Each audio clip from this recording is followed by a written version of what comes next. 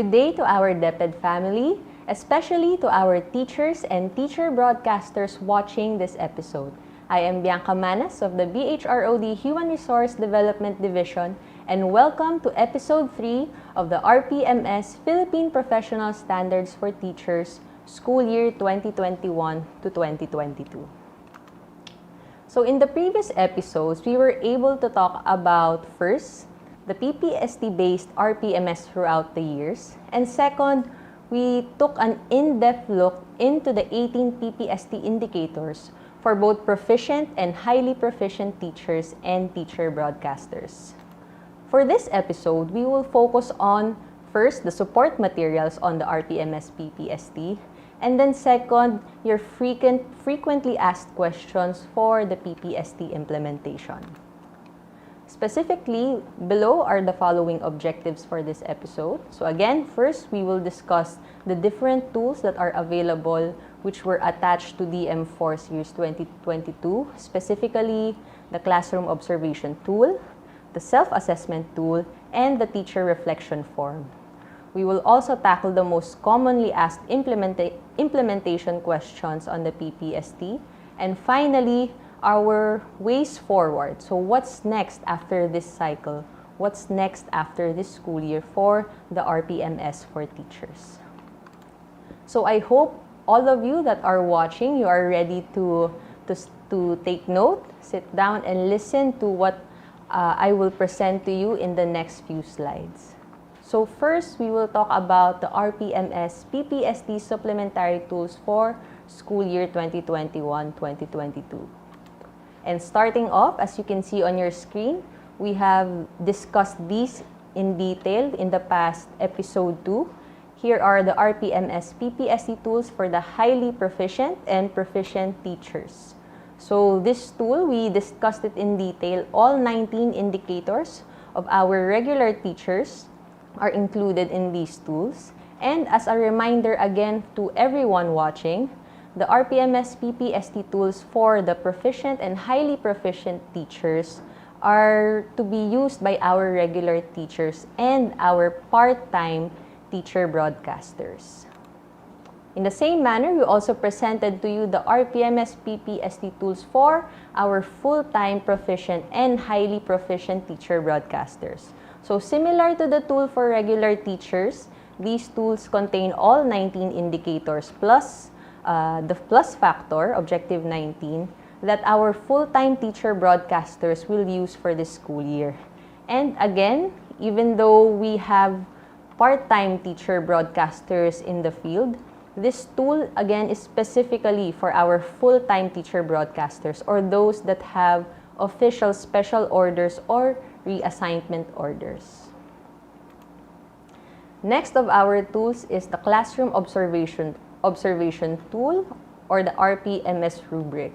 So in episode 2, whether it was the discussion on the regular teachers or our teacher broadcasters, the COT RPMS Rubric was briefly explained, sampling it with a few of our indicators. So this rubric contains the performance continuum for each career stage.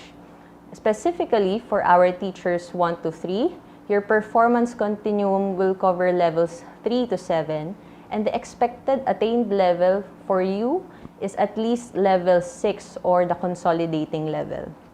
For our master teachers, so MT 1 to 4, your performance continuum will cover levels 4 to 8, and your expected attained level is at least level 7 integrating.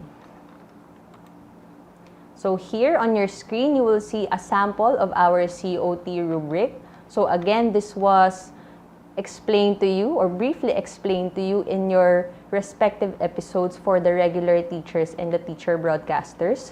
On top of your tool, you will see there the various or the performance continuum levels.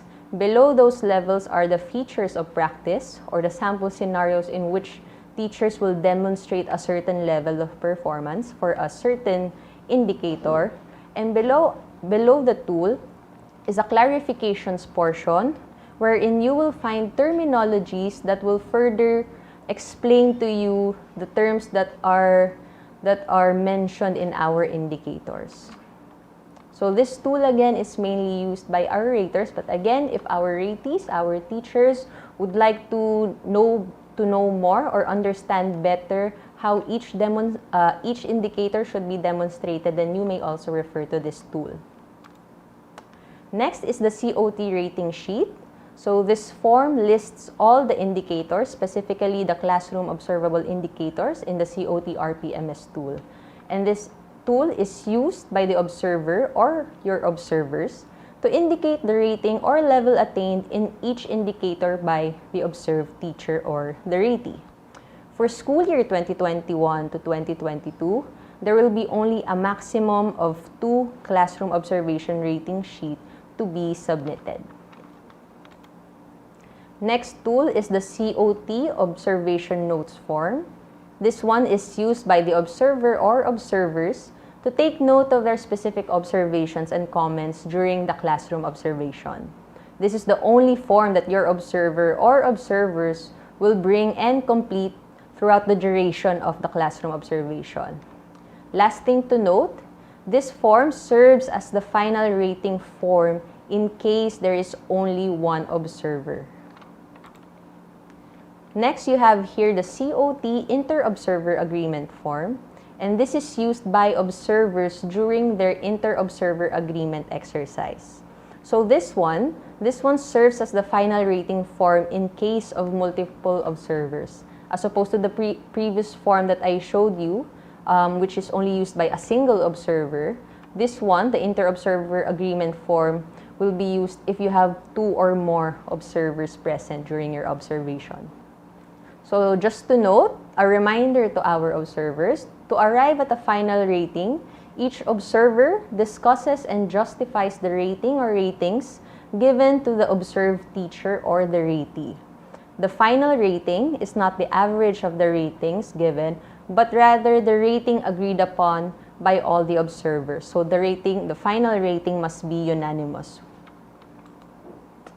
Next, the teacher reflection form or the TRF plus the TRF rubric. So if you can recall in our episode 2, regardless if you are a regular teacher or a teacher broadcaster, regardless if you are a highly proficient teacher or a proficient teacher, the TRF may be one of your MOVs, specifically for Objective 9 or Objective 10. So this TRF form is used by our teachers who, again, do not have learners with disabilities, giftedness, and talents as described in Objective 9, or if you do not have any learners from indigenous groups as described in Objective 10. So on the right part of your screen, you have there the TRF rubric, which will be used by your raters as a guide in grading the TRF form, which the ratee accomplished. So let's take a closer look at each of the forms. On your left, you have the teacher reflection form. So you will notice that on top of it, it will require you to answer some details. So your name, the name of your rater, the date you submitted this form, and the subject and grade level that you are teaching. At the bottom of those information being requested, you have there the directions on how you will answer this reflection form. You can see there the objective that the form is referring to. And then also below the objective is the prompt or the scenario in which you will base your reflections. At the rightmost part of your screen, you will see there the TRF rubric. Again, this will be used by your raters in determining or assessing your reflections, the ones that you put in your TRF form. Okay, and last of the tools, you have here the self-assessment tool or the SAT. So this has been a common tool that was issued to our teachers ever since we rolled out the PPST, and this is one of the tools used to assess your performance. So it can be used as a starting point for informal purposes of self-reflection or to clarify performance expectations and determine which competencies to focus on. It can also be used to monitor the progression or improvement of a teacher's competencies and validate whether the interventions provided are effective. So here are a summary list of all the tools that you will need for this school year. You have here a total of 9 supplementary RPMS-PPST tools, which you can download in the link provided on your screen. So again, on your screen, you have there the Google Drive link wherein you can download all references, all supplementary materials that you need for our RPMS implementation. And we remind everyone to again, please double check the email that you are using when you access the Google Drive. Make sure that you are using your official DepEd email address so that you can view or download the resource materials. Okay, now moving on to our frequently asked questions. So as soon as we issued the M4 Series 2022, we have been receiving feedback from the field with regards to the implementation or some clarifications when it comes to the DM. So let's take a look, and I hope that we will be able to address your concerns. Okay, first, will there be adjustments to the timeline of RPMS-related activities? Our short answer is yes. So as you can see on your screen, you have there a table containing the phases of the RPMS cycle in the first leftmost column, followed by the specific task or activity for each phase of the RPMS cycle. You have there the old schedule as described in DM4 Series 2022. And you have here at the rightmost part the adjusted schedule. So allow me to briefly explain to you the adjustments on the timeline. So in the first phase of our RPMS, the first activity is the start of RPMS cycle and the start of your portfolio collection. You will notice that we retained the old schedule, which is August 1, 2021. The reason being, in our DepEd RPMS guidelines or DO2 Series 2015, when we talk about performance covers an entire year, so a whole year. If it's at the school level, that's an entire school year. When in the case of non-teaching, for central office, regional office, or SDO personnel, that's an entire calendar year. So since we are talking about coverage of performance, there was no need for us to adjust this because even though the DM4 was released last February 2022, we are still being monitored after every performance period for an entire year. So that's why we retained August 1, 2021. Next activity for phase 1 is the self-assessment with initial development planning. So the old schedule was September 2021, but in our adjusted schedule, we moved this to February 2022 to March 2022 to give time to our teachers, to the school level, to do their SAT and their initial development planning. Next and final activity for phase 1 is the capacity building activity or the presentation of RPMS tools in the time of COVID-19. So originally, this was scheduled from September to December 2021, but now the adjusted schedule will be Feb 2022 to March 2022. Again, to allow for flexibility for our teachers to have more time or even our RPMS focals to do their respective capacity building activities. Next, for phase 2, you have here performance monitoring and coaching. Our first activity or task is the monitoring and coaching. So the old schedule has also been retained. The monitoring and coaching process will still go from August 2021 to July 2022. Same reason as our first activity. When we talk about monitoring and coaching, we monitor the entire performance for the whole year, for the whole school year or for the whole calendar year. That's why we retained it.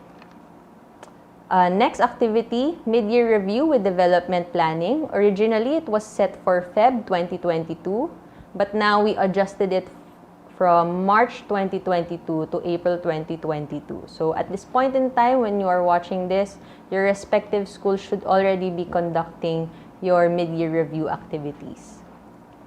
Moving on to phase 3, performance review and evaluation. you have there the year-end review, which happens a week after scheduled graduation. So, and we retain that same schedule since we are still in the middle of the school year. And for phase 4, the performance rewarding and development planning, we have there your ways forward development planning. We also retain that it should be conducted a week after graduation. And then lastly, the IPCRF data collection, we also retain that this should be done a month after your respective graduation ceremonies.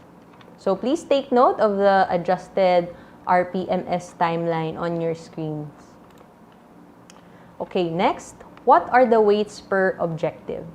So recently, we issued DM-HROD-2022-0189 or the updates on the RPMS-PPST for school year 2021-2022. Because in the DM4 Series 2022, we were not able to include the weight allocation per objective. But through this memo signed by Yusek Cabral, dated Feb 15, 2022, on your screen, you will see there that objectives 1 to 18 is equal to 5%. So 5% per objective. And when you sum all those up, that will be a total of 90%. And for your objective 19, which is your plus factor, that's 10% for a total weight of 100% for all 19 indicators. So you may be asking, Ms. Bianx, isn't there a provision in DM2 Series 2015 wherein the KRA or the plus factor shouldn't be higher than our mean KRA? So that's correct. But if you check on your screen, you have there our summary table of indicators. You will see that the domains 1, 2, 3 until 7 has corresponding KRA equivalents. So when you look at your respective tools, whether proficient or highly proficient, you will see there your KRAs, which also equates to the PPST domains. And below each column, you will see there the total computed weight per KRA or per domain. So for example, in KRA1, all those highlighted in blue are the year 3 or the school year 2021-2022 PPST indicators. And if you sum all of those up, that is equivalent to 20%. Your KRA2 or your domain 2, that is equal to 20% as well. Your KRA3, which is a combination of domain 3, 4, and 5, all of those are equivalent to 20%. And then your KRA4, a combination of domain 6 and 7, that is 30%. So when you add all of these percentages, that equates to 90%, plus the 10% plus factor, which is objective 19, overall you will have 100% a final rating for your respective IPCRFs. Okay, next question. What tool should part-time teacher broadcasters use? Again, we have reiterated this in episode 1 and 2, but we still feel the need to keep on reiterating it just so to avoid confusion at the school level. If you are a part-time teacher, again, if you are a part-time teacher broadcaster, the tool that you will use is the RPMS-PPST tool for regular teachers. So our full-time teacher broadcasters, they are the only ones that can use our RPMS-PPST tool for full-time teacher broadcasters. And what separates them from our part-time teachers is their special order or the reassignment order. Next question. COT1 was conducted prior to the issuance of DM4 Series 2022. Should we redo our COT1? The answer is yes, due to the different set of COIs or classroom observable indicators to be observed for this school year. Nevertheless, only 2 COTs are required for submission. So for the information of our schools, of our raters and ratees who have already conducted their COT1 prior to the release of DM4, I believe it was released sometime around 3rd week or 2nd week of February. If you were able to conduct classroom observation already, then you have to do COT1 because If you use the old indicators, then it wouldn't be applied for this school year. Next, for indicators with set A and set B options, do we need to prepare or present all MOVs? The answer is no. Only prepare or present the MOV applicable to your context. So if you remember, we have objectives 9 and 10 that deals with or focuses on very unique learners. So if in case you do not have the learners that are being asked on those specific indicators, then you will have to opt to submit the other set of MOVs. Next, some indicators have multiple MOVs. Do we need to prepare or present all listed MOVs? Again, the answer is no. So if you recall, or if you can check your own RPMS-PPST tools, you will see there that we have indicators that have a long laundry list of MOVs. But take note that some of those MOVs correspond to a specific performance indicator. So even if you have all the listed MOVs, you just need to present the one that is equivalent to the highest rating. So we would like to remind our teachers to read through the listed MOVs and performance indicators. Unless otherwise specified, you will only need to submit one MOV. Can my MOVs be in print or digital form? So MOVs, yes, MOVs may be in the form of either print or digital copies. But this will be subject to your agreement with your respective raters. So please take a note of that. Print or digital, as far as our DepEd memorandum is concerned, you may submit any your MOVs in any form. But again, please double check with your rater if they have a uniform type of MOV to submit in your school. Next, who or what will determine the mode of observation, of classroom observation? So the modality adopted by the school will be the priority mode of observation.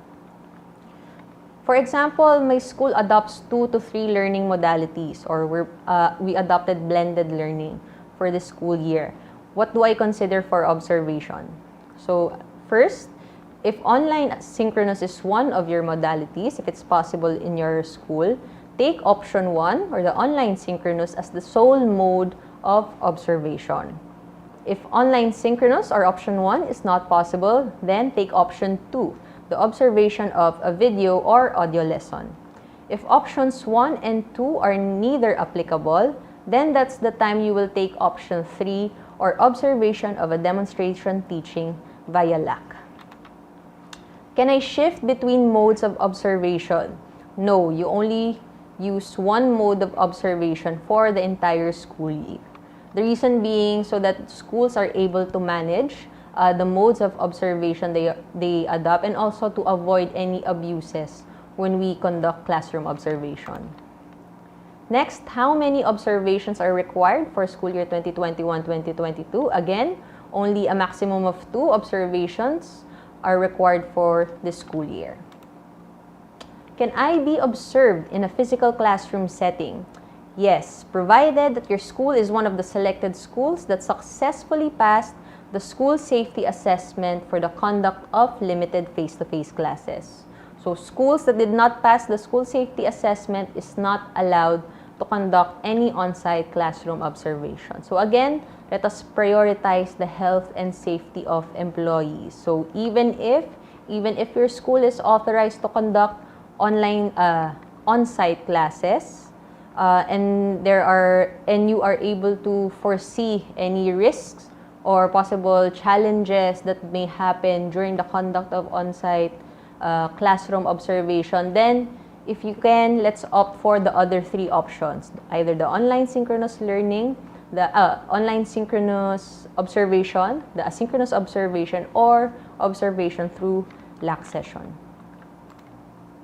How many observers can be present during the conduct of on-site classroom observation? So based on our RPMS manual, it is recommended that 2 to 3 observers sit for an observation, provided that usual protocols on physical distancing are strictly observed. However, as I mentioned earlier, if challenges in schedules or availability or any potential issue on the safety of the teacher, the observer, or the learner is foreseen, only one observer shall be allowed. Next, will there be an EIPCRF and an ESAT for this school year? The answer is yes. An EIPCRF and an ESAT will be released as soon as both tools have been finalized. So currently, our Etools on the PPST are still under development. So please watch out for our advisory or DepEd memorandum on the release of those tools. Okay, so those are the frequently asked questions for our RPMS-PPST implementation. Again, if you have any other questions or clarifications that we were not able to discuss in that topic or that previous portion, please do use our comment box and our secretariat will be happy to respond to your queries and clarifications in real time. So now we are on the last part of our discussion for episode 3, and that is the ways forward, or what's next for the RPMS-PPST. So below are some of the things to look forward to when we talk about RPMS-PPST in the coming year. So first, the development and issuance of the multi-year RPMS-PPST guidelines. So as we keep on mentioning since the start of episode 1, this school year we were able to successfully download all 37 indicators of the PPST. So after the school year, what will happen? Starting school year 2022-2023, we will now begin cycle 2 of the 37 indicators. And in order for DepEd to avoid any delays in the issuance of our PPST indicators, the DepEd through the BHROD will issue the multi-year RPMS-PPST guidelines. Meaning, in the said guidelines, we will be able to map out all the indicators that will be required or set for a specific school year in the next 3 years or 3 cycles. So watch out for our succeeding issuances on this one. Next is the development of an RPMS-PPST tool for our distinguished teachers. So now that we have completed the tool for the proficient and highly proficient teachers, we will now work on the RPMS-PPST tool for our distinguished career stage teachers. Next one, third, capacity building for our raters to maintain credibility and mitigate bias in the performance assessment. So ever since we have issued the DepEd guidelines on the PPST, we have been focusing on our teachers, on our ratees. But now, since we have completed all 37 indicators and after devoting 4 years on the PPST, focusing on our ratees, we will also now include in our priorities the Cap B for our raters, specifically on how to conduct proper and an objective performance assessment of ratees. Next, implementation of the new system of career progression for teachers and competence-based reclassification process. Next is enhancement and strengthening of PPST-aligned professional development interventions for proficient and highly proficient teachers, and this one is in partnership with NAEAP. So your LND, the LND interventions of teachers or their professional development interventions, we will be working with our NAEAP family to improve the various LND interventions that we can give to our teachers. And then lastly, we plan to also move towards the digitalization of our RPMS tools and the development of a national database for teacher performance. And that is it for our ways forward. So if you have any further questions or clarifications, whether it's on episode 1, on episode 2, or on episode 3, we encourage everyone watching this episode to please comment on our chat box below so that our secretariat can respond to them in real time. And if you have any, if ever you have any questions or concerns after watching this video, on your screen you see there our contact details. In the BHROD, HRDD, you have there our email or landline, or you may also contact our partners on the development of the PPST, the Philippine Normal University Research Center for Teacher Quality, or the PNU-RCTQ. So on behalf of BHROD, this is Bianca, and we thank you. We thank you for spending time, for spending your morning or afternoon or even evening in watching our 3 episodes on the RPMS-PPST, and we hope to see you again in our future activities in BHROD. So thank you to everyone and stay safe. My warmest greetings to all of you, my dear teachers and school heads. The Philippine Professional Standards for Teachers is a commitment of DepEd, a commitment to ensure that graduates of basic education are equipped with the desired values and competencies that will enable them to contribute meaningfully to nation building. And it is also one of our biggest challenges, a challenge that was further magnified by the pandemic. In the past few days, your resource persons have oriented you on the key features and processes of the RPMS-PPST for this school year. And they have presented and discussed the updates on the RPMS-PPST indicators, the tools, the processes, and the timelines for school year 2021-2022. The adoption of distance learning, alternative strategies, and now the gradual shift back to face-to-face classes continues to impact teachers in the demonstration of the expected competencies and proficiency levels of the PPST. But as you may have noticed, this year's updates or changes in the RPMS-PPST are not as extreme as they seem to be. That is because we at the BHROD and our partners from the Research Center for Teacher Quality and select RPMS focals teachers and master teachers from the field ensured that these changes shall not be of any burden to you, but rather help you do what you do best, and that is to teach with quality. And last school year, I already said this when we conducted the national broadcast of the RPMS-PPST, but I will repeat this again for this year because it is still worth mentioning. As teachers, your only job is to teach and to mold the minds of our future generations. So it is our responsibility at the central office, the regional office, and the schools division offices to ensure that you have the necessary tools and support that you need in order to make you more effective, whether it be inside the classroom or behind a computer screen. So at this point, I'd like to call the attention of all of our teachers in RPMS focals in the field.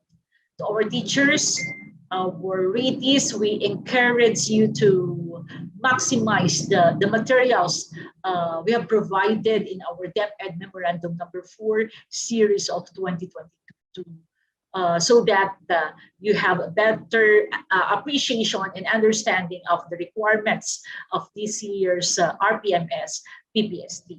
And this will lead you to improve your existing teaching competencies and strategies to further enhance your teaching practice.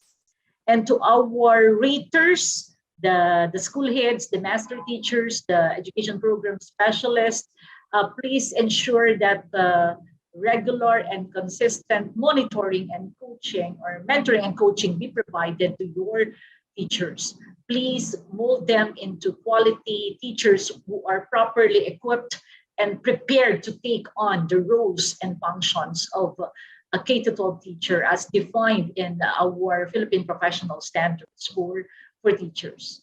And to all of our RPMS focals, whether you are at the central office, the regional office, or division office level, I'm calling upon all of you to please continue our mission to improve teacher quality by providing the needed support mechanisms and developmental interventions for our teachers. Prior to the release of this orientation videos, we have received numerous information from the field that they have already initiated their own orientation and capacity building activities based on the DepEd Memorandum Number 4 series of 2022. And with that, I'd like to personally commend and congratulate all of you who have taken initiative to inform the respective schools, most especially their teachers. I trust that your resource persons and RPMS focals at the division and school levels are well equipped to orient you on the details of this year's RPMS-PPST guidelines. At the national level, please ensure that we are working tirelessly on the development of supplementary video materials as well as your electronic tools on the individual performance commitment and review form, or IPCRF, and the self-assessment tool, or the SAT, all of which shall be added to your existing PPST references and resource materials. In the meantime, we at the BHROD will continue to further improve our existing HR systems, not just the RPMS or the results-based performance management systems, but also our recruitment, selection, placement, or RSP, the learning and development, L&D, and the rewards and recognition, or R&R, for our employees, because those are the embedding of the framework for teacher quality, and that's the Philippine professional standards for teachers. Although as one DepEd, our main commitment is to our learners. Please know that at the BHROD, kayo po yun. Kayong mga guro, our teachers, our workforce, where our commitment lies. It is you who we think of whenever we come up with new policies and mechanisms to make sure that you will be the best in what you do, and that is teaching. To our dear teachers, our dear school heads, and the entire DepEd family, it has been 2 years since the pandemic struck our nation, and I'm very happy and proud to see that in the past 2 years, we adopted and came out the other side stronger than before.